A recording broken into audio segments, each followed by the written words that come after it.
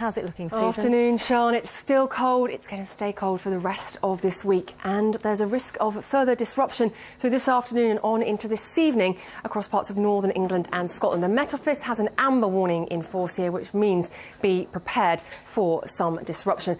We are looking at further fresh snowfall across parts of the northeast of England through this afternoon on into the evening, and for eastern Scotland pretty much throughout this evening and on into tonight. It will gradually become a little quieter across the northeast of England as we go later on into the day, but not, I think, before we've seen some more snow, potentially across the North Pennines, parts of the Cheviots, some heavier snow as well across the higher ground of Perth and Kinross and the Grampians. Coastal levels picking up perhaps a mixture of rain, sleet and snow, but you don't need to head too far inland, certainly to see things turning wintry. And again, there will be a risk, I think, of some disruption. More wintry flurries to the east of Northern Ireland this afternoon for Antrim and down, and to the north, a strong wind as well, driving that snow home. So blizzard conditions are possible.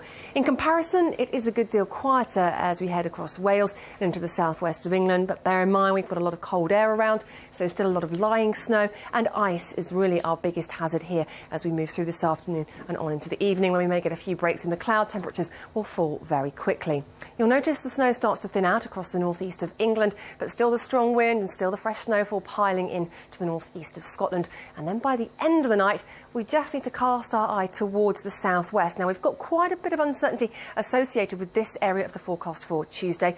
At the moment, it looks like we will see a weather feature approaching the southwest of England and Wales, bringing in some fresh snowfall. The amounts are quite difficult for us to be exact about at the moment, but it looks like the amount of snow could again cause some disruption here. So if you live in these areas, it's worth keeping up to date with the forecast. It looks like we could also see some fresh snowfall getting into southern counties of England later on in the day on Tuesday as well. Much quieter day, though, further north. Again, though, across the board cold, so still a lot of lying snow around, and a reminder, as if you need it, that we could again see significant problems with ice. So I think the advice still remains, if you're travelling anywhere, bear in mind that you may well encounter some problems. Keep up to date on your BBC local radio stations, and of course the BBC website travel pages are an excellent source of information too.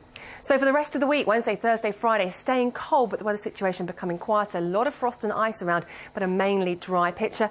When will it all end? Well, it looks like we'll finally see the weather taking a turn for the milder but the wetter as we head on into the weekend. Susan, thank you.